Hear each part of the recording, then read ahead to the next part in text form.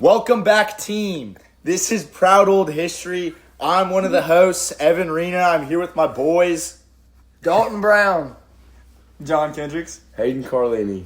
And today we are going to talk about the initial reaction of Lane Kiffin coming to Oxford, along with the more popular topic points such as his big wins and the cultural relevance that Ole Miss has gained in the time he has been here. So right now we're going to start off with, again, the initial reaction. I'm going to start with Hayden. What do you think Oxford initial reaction to the hiring of Lane Kiffin on December 9th, 2019? What do you think? I mean, look at it. If you come back from his past history, you see how he acted at Tennessee. I mean, dude, he even played for the Raiders, and we saw how that went. It was a very short time over there. And then, didn't he go to FAU? Correct. I think it is FAU. Yeah. He went to FAU, had an okay season there, but just, seeing, he worked behind some of the greatest coaches. I mean, y'all know exactly what I'm talking about. Ole Miss legend, we can keep going. We got other guys. I mean, even going all the way to, Southern California and the way he acted there. I mean, played in front of those fans. This was a great initial reaction, I would say, here at Ole Miss. I would say, I remember whenever Lane got hired here, because it was, for some reason, I had no idea who it was. I was younger, but everyone in Oxford was so excited. All I heard about anytime I went anywhere was, the Lane train. And initially when he came in, it was so much hype. I would not have known about what he'd done in the past, just going based off how excited the people in Oxford were. And it was coming off a stint of having an interim head coach. And I think the season that Lane came in, we were 4-8, or the year before he came in. The Oxford really welcomed him in. I've got a quote. He said, I'm extremely honored to stand here today. The support and excitement at the airport was amazing. That means a lot of people were at the airport, cheering him on because he showed up. Hey, I had some friends there. People really wanted to go to the airport and watch Lane off that plane. Yeah, I think when you have a team like Ole Miss that was in a unique situation with, I think even during the bad years, it was unpopular maybe to be an Ole Miss fan, but there's still plenty of them. And so when you give a good fan base that has kind of had a bad run for the past few years, or maybe even having just some controversy and just, having some success but not really meeting what they wanted, and now they have a, new hopes in a coach that has seen success before, it definitely, gets everyone in the spirit again, right? And it gets this season coming forth exciting again. And even though his first season, I think he started off 5-5 at Ole Miss. He did. He got that COVID year. But off the rip, got the 5-5 season. Yeah, and but he still won a bowl game, right? And it was kind of a little taste, of what he was going to bring to the program. You look ahead to the next year. He went 10-3 with a loss to Baylor in whatever bowl that was. Yeah, but I believe that's that a start was turnaround. Was that the Cotton Bowl? Yeah, I think it was. yeah, I think so. It was a very short span. It was almost reminiscent of Hugh Freeze. When Hugh Freeze came in, the Rebels had a big turnaround. I don't think Hugh Freeze ever saw a 10-3 season that I know of. I think Hugh Maybe Freeze is a fraud. People are saying that. There are. But what do you people think that about the are refs saying in the Georgia-Auburn game? Do you think Kirby Smart should have gotten that timeout? Dude, honestly, He was clapping. He was not clapping. He was clapping. Well, he was saying they're clapping, but he he was was doing calling this. timeout. So it makes no sense. But Anyway, back on topic. fair enough. I think to the initial question, the initial reaction of Lane Kiffin, I think the most basic answer would be it just got everybody excited again, and it got the hopes agree. up for Ole Miss football again. And again, these are people that were coming off the suspension from the playoffs and seeing the success that Hugh Freeze did have at Ole Miss, but also kind of the ways it fell apart. And so you have a very complex situation where you kind of got the running joke of the SEC being Ole Miss, and these people, these fan base wants to win, and they are, desperate to have a good team. And so now it all starts with the coach, right? And so now you hopefully have a good coach coming in, and it gets the spirits up. So I want to ask, what was it about Lane Kiffin that you think helped step that team up so quickly? Because a turnaround from 4-8 to 10-3 is almost unheard of in 2 years. Well, I think, the easiest answer would just be Kiffin's recruiting, but I think it goes a little farther than that because he didn't just, Hugh Freeze was a good recruiter, but Lane Kiffin went as far as, changing the entire culture behind Oxford and putting a new spin on what Ole Miss football was going to look like. And that goes farther. I think recruiting, is important, but it's really only seen by the players, right? Because as fans, we just see the reactions of recruiting. Oh, did he sign or did he decommit? But now you have Lane Kiffin. He's telling everybody, come to the SIP, come to the SIP. And so it's putting a different demeanor in the atmosphere, especially for a team, like I said, that I think was kind of a running joke with being, successful, but at what cost? Everybody has their jokes about the Hugh Freeze era.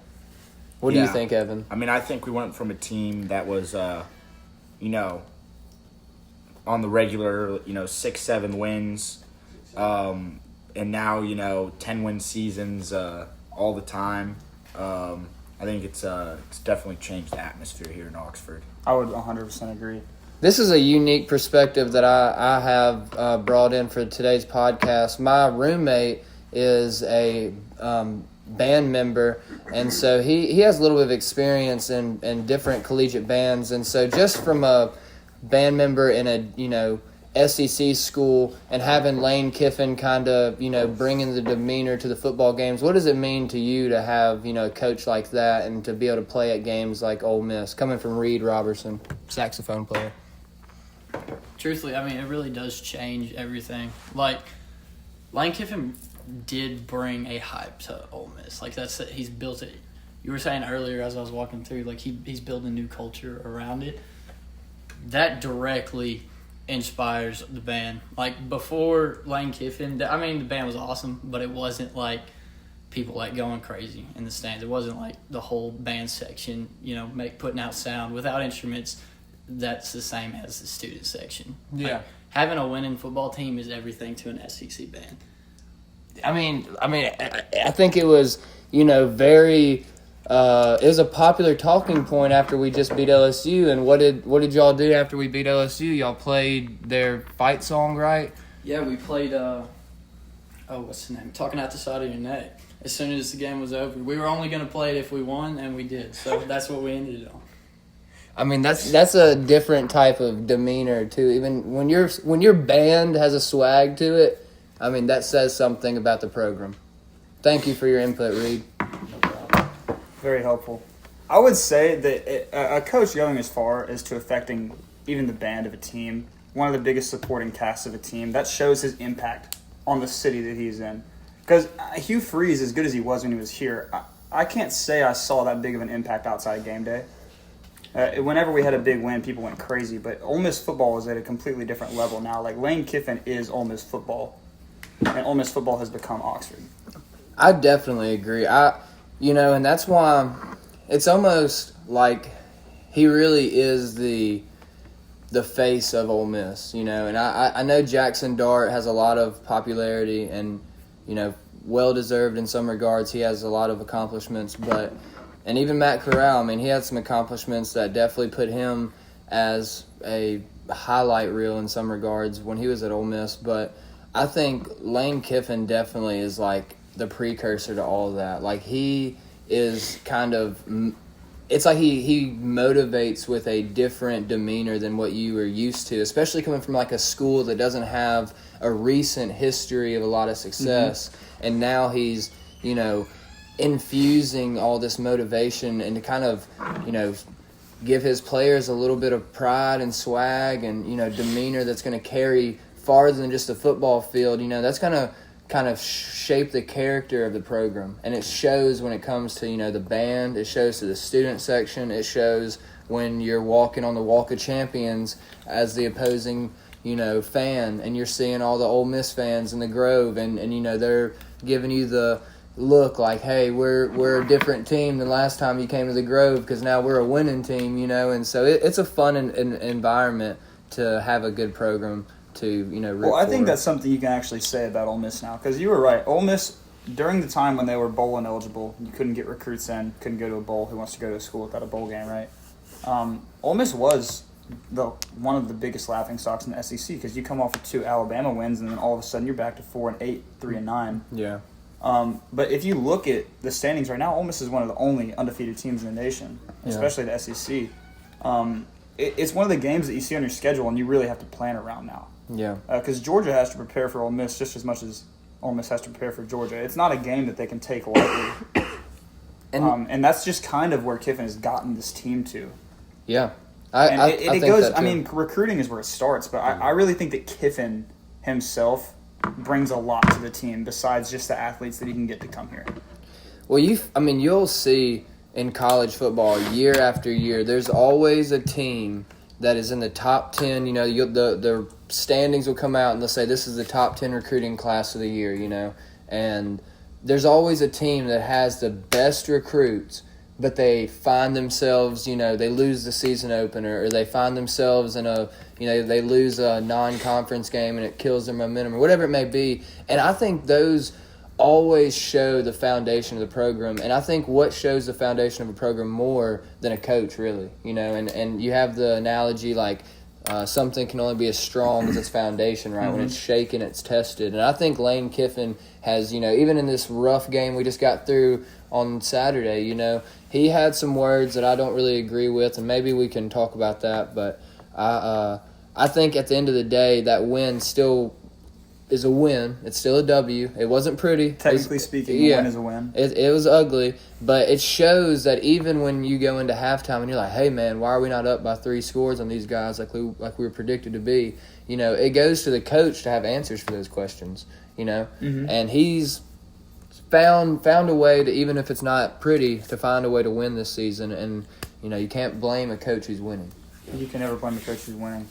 Yeah, bringing it back to Lane Kiffin's recruiting, being from a small town in Mississippi, Hernando, north from here, we played in DeSoto County against all the other 6A schools in DeSoto County. And, I mean, I used to play against this one dude. He goes by the name of Cameron Franklin. He's a DN. Well, now he's a defensive lineman anywhere. He was a DN when I played against him.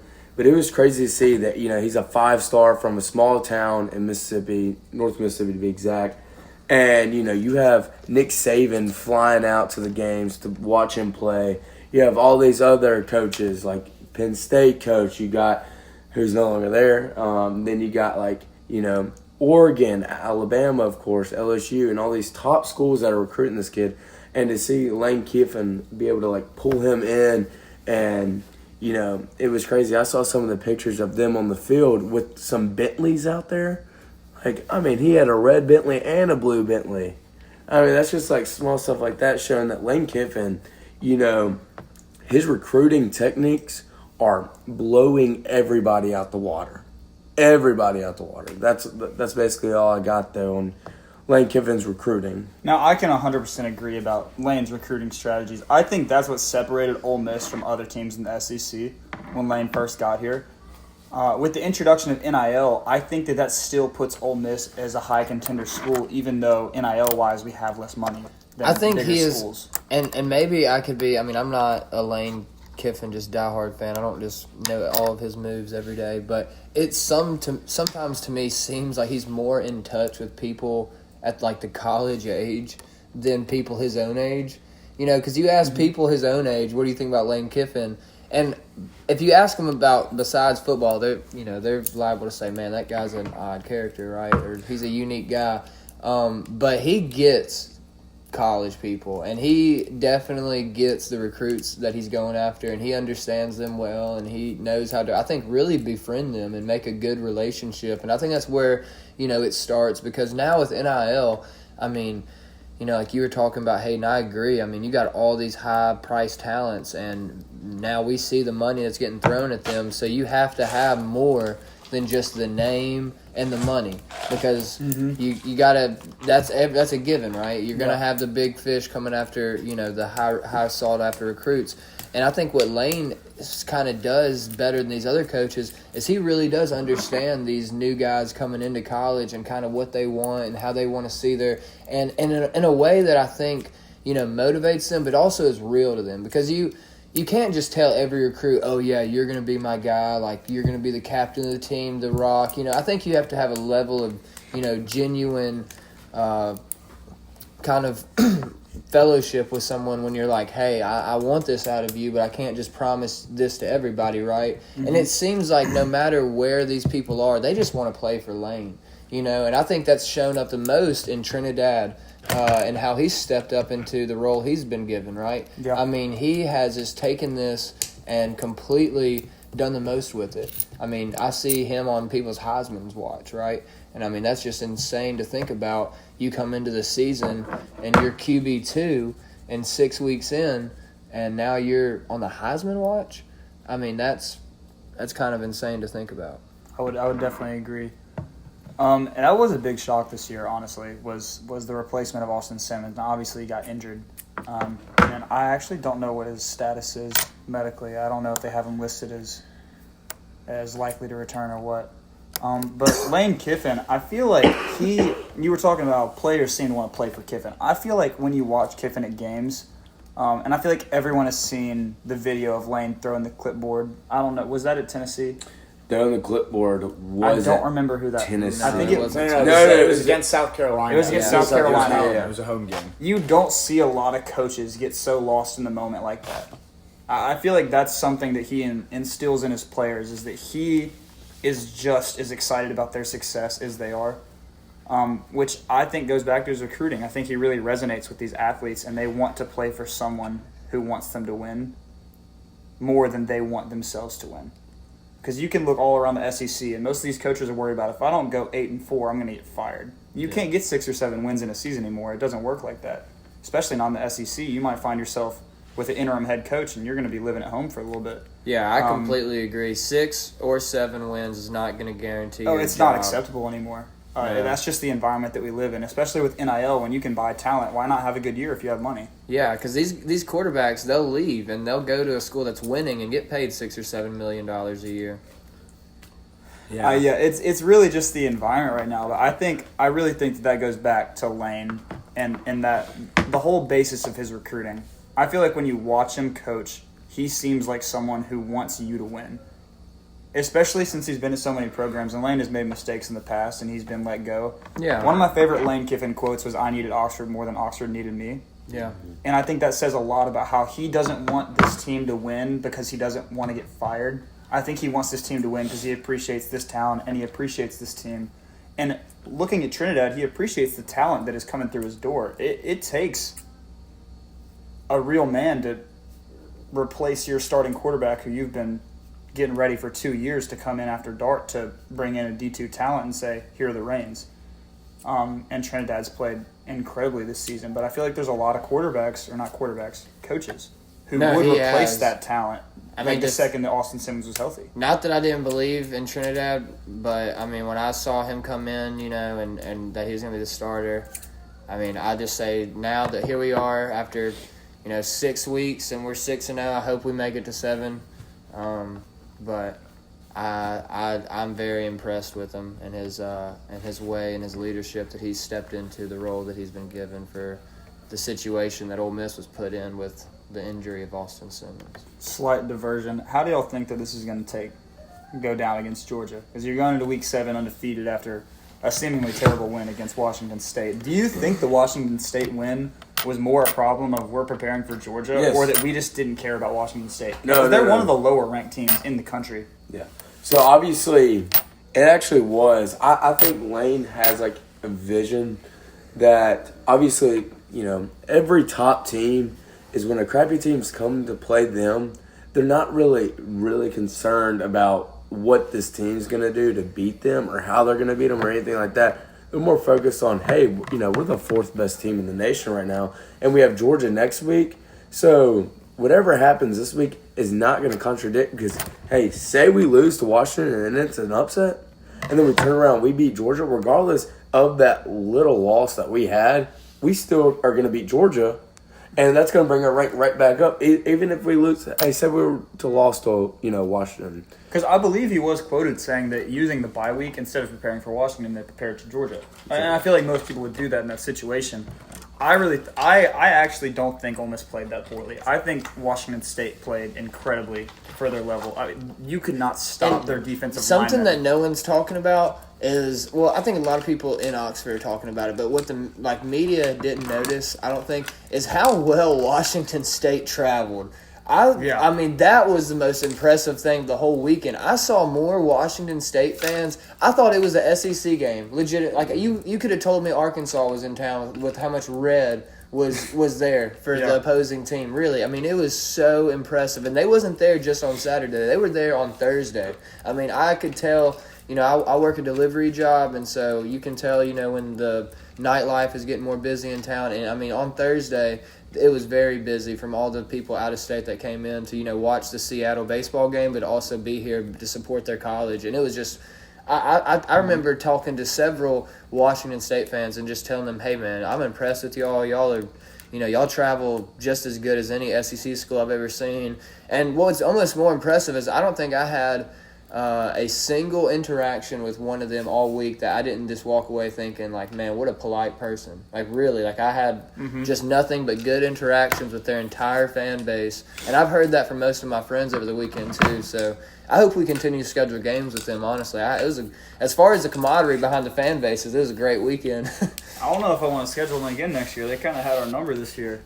I've never sat through an unranked versus number 4 game, and you were on the edge of your seat in the fourth quarter. I planned on leaving at halftime. I cannot lie. We can also we were losing at halftime, so there's no time to leave. We also can put on the point that it isn't like Ole Miss just played abysmal, like they didn't move the ball. They actually just had Washington State played good on defense. And they had a very rough time in the red zone. It's like getting the ball past the 50 was not hard at all for Ole Miss. But once they got into, you know, scoring range, they just really would have a flag or, you know, some kind of setback that would either just kill the momentum or seem to get the players off chemistry, right? Did you see that Kiffin quote about our red zone defense? Or red zone offense, both of them, honestly. Yeah, I was talking about that to a coworker at school this morning. And I think, honestly, this might be a hot take. I think you do anything but blame the fans, man. I don't think that you can be or that you as a fan can be upset for being called out for not going to this game when you're the number 4 team in the nation. I think you owe it to your team, especially when you're an Ole Miss fan. 10 years ago, we were terrible. I guess not 10 years ago, more like 7 years ago, 6 or 7. And then about 12 years ago, Ole Miss has been through some serious rough patches. But when you finally get to be ranked number 4, you're going to not be at the game, even if it's Washington State. You should be there to celebrate your team's greatness, because when was the last time Ole Miss was ranked number 4? It's been a minute. But South Carolina had they even had like SEC game this week, I think, that was pretty low in attendance. Like had some easily spotted open seats in the crowd. And I'm not saying, again, I'm not defending the idea that, like, you're right. I do believe especially when your team's putting in the work, they're winning, they need the support. But again, Lane, I would want to say, would like to portray that as if no one showed up. And that's just not the case. There were still a lot of people at the game. And the problem isn't, I don't believe, that people don't care about Ole Miss football, but it's the same thing when you're scheduling a dentist appointment on your off day. You don't schedule it in the first thing in the morning, you know? I don't, at least. Maybe if you're a first thing in the morning person, but I think that's just what it is. It was a early game, and you're not going to find college students that want to end their evening at 3 o'clock. So I think that's why most of the activity at the game was either at the Grove or a lot of people who made, you know, plans to go somewhere and watch the game. I don't think it's fair to say, you know, it'd be one thing if no one was keeping up with it. There was plenty of people keeping up with the game and very into it. I'll say up to halftime, attendance was great. Yeah. And the regular seating, attendance was great the whole game. The student section did pile out about halftime. Yeah, and I don't, you know, But the craziest thing about the attendance, like you said earlier, the Washington State fans travel so well. I swear there were drives when they were louder than Ole Miss was. Yeah. I mean, the stadium pulse was absurd for a home game. I've never, except for an SEC game, I've never seen a team travel that well and be that loud in the stadium.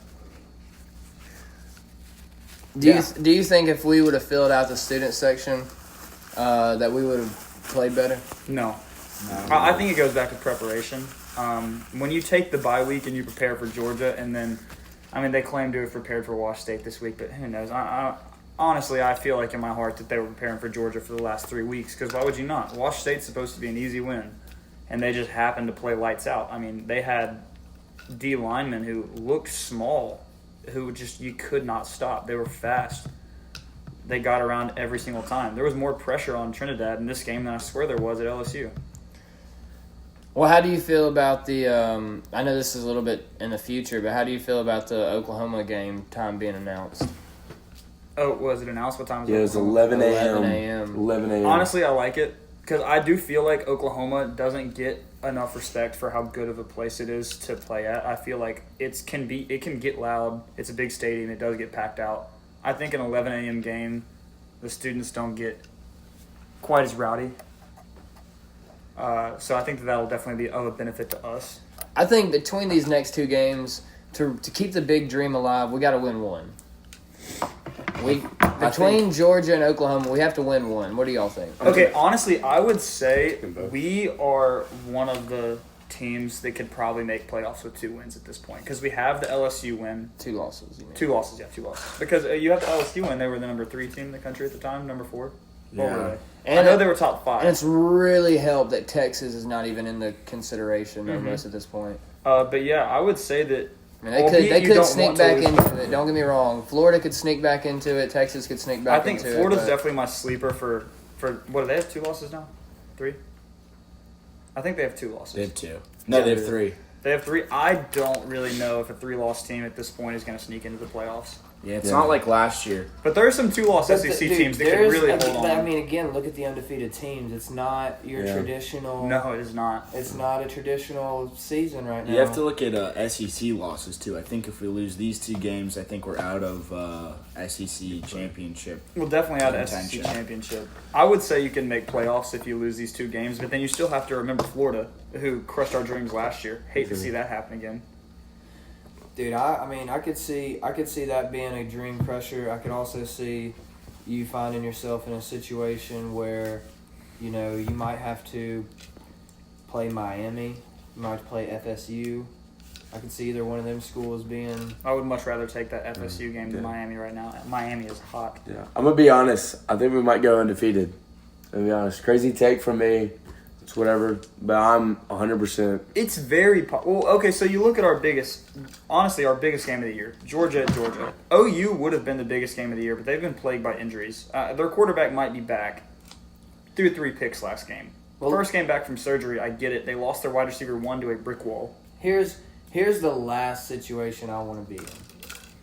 I don't want to go into the last game of the season in Starkville with really good season being, you know, whatever, 9-2 or something, and then our playoff hopes being contingent on that Egg Bowl game because we know what State's going to do against. State is a good team. I mean, they're going to play their hearts out. You know what is State's record? They're like 2-4, 3-3. I think they might be 2-4. I think they're 3-3. 3-3. I think they have. They are one of the better 3-3 teams in the nation. I mean, their losses have been close. 3-3 team in the nation. I mean, they almost pulled out against. Was that Tennessee who they lost in overtime? Yeah. I don't think they're just a prominent team. I don't want to give them, you know, I don't want to overrate them, but I definitely believe that they're a different moniker than what they have been. And in the way that Mississippi State's kind of been steamrolled since, you know, losing the head coach Mike Leach and kind of just rebuilding their program, they definitely have something going on there. Mm-hmm. And if you catch Ole Miss with his back against the wall in a situation where they know in the back of their minds, man, our playoff hopes are running on this game, and you're in Starkville against all them annoying cowbells, I could, you know, hopefully, I think Ole Miss is a second-half team, though, so that's one thing that's always rooting for them. I think we'll always be able to prevail in even harder situations just because it seems like we step up a lot more after halftime. I would agree that we're definitely a second-half team, but second half of the season is tough for us. Honestly, I was just going down the games in my head. There are no more guaranteed wins. We had a couple teams we were supposed to win. Dude, I was telling someone I could see it. We ain't gonna lose Citadel, but The I sure would Citadel. hate it. We play like we played against Wall Yeah, I State. We sure- just might lose the Citadel. I You never sure know. would hate to lose to the But Citadel. I mean, because man. you got Georgia, OU at OU. Those are Right. 2 easy drop games. You lose those 2 games, you're probably out. Because you lose those 2 games, you're out of the playoffs. But it's not just because of those 2. You have a plethora of SEC talent after that you have to run through. Yeah. I want to get y'all's personal predictions real quick before we have to end. What do you think we go this season? And if we lose games, who to? We're going to start with Dalton. Okay, I think we will finish with 1 loss, and it will be in the next 2 weeks. But I also think if we beat Georgia, we'll go undefeated. Okay. So I think that, not to say it all depends on Georgia, because I definitely believe that Ole Miss is a good enough football team that they can, knock the dust off their shoulder and get back up again. So, and I don't want to discredit Oklahoma neither, but I think a win at Sanford, in Georgia would be such a mark for Ole Miss football right now. It would be, I think that was kind of what Lane Kiffin was talking about in his press conference when he did make a remark at the fans. I don't think he was really saying y'all aren't showing up. I think he's just saying y'all need to be more motivated. The end of the season's coming around the corner. Like, this is, we need it now. Like, this is the final stretch. And so I think if we come out of Sanford with a win, we have a really good opportunity to do some special work this season. I agree with that. We're going to run to Carlini. All right, so to be honest with you, I think my prediction is going to be 10-1. We're going to lose to Oklahoma at that 11 a.m. game. We saw we played at this last 11 a.m. game, regardless of the preparation or whatever, But I'm just going off a straight. We've never had a great 11 a.m. game, but I promise you, any late game, any 6 p.m. game, we've dominated. And, I think we play at 2 o'clock this week. 2:30 2:30 at Georgia. Yeah, 2:30 at Georgia. With game day. With game day. We have 2 country artists coming and play for us also. So I'm just saying we're going to take that Georgia win, but we'll lose to Oklahoma for a 10-1 season. We're going to run on to Evan. I'm thinking we drop 1 game, and if we do, I want to say it's that state game. I think that's a trap game, end of the season. Especially if we get to that point and we're undefeated. That's the biggest trap game on our schedule. I would agree about the trap game. I think the different trap game, I think it's going to be South Carolina that we drop a win to. I can see us going to Georgia and beating Georgia because we've been preparing for them for so long. That's kind of why we played bad against Wash State. OU is a questionable one. You give John Mateer more time for that hand to heal. He just came out of surgery the other, 2-3 weeks ago. He just played, albeit they took a pretty big loss to Texas. But you give him 2 more weeks to heal that hand, get back into the flow of practice. I think he's going to have a good showing. That's a potential loss. And then I would say South Carolina is our other potential loss. I don't see us losing to Florida again after what happened last year, and it's at home. It's a much different environment than the Swamp. But if I had to guess for the rest of the season, I say 10-2 make playoffs, and hard to say from there, not knowing who we're going to play against. All right, guys. Well, I am Dalton Brown, also with, Evan Rena. John Kendricks. And Hayden Carlini. and this was Proud Old History. We thank you all for listening. And keep it classy, Oxford.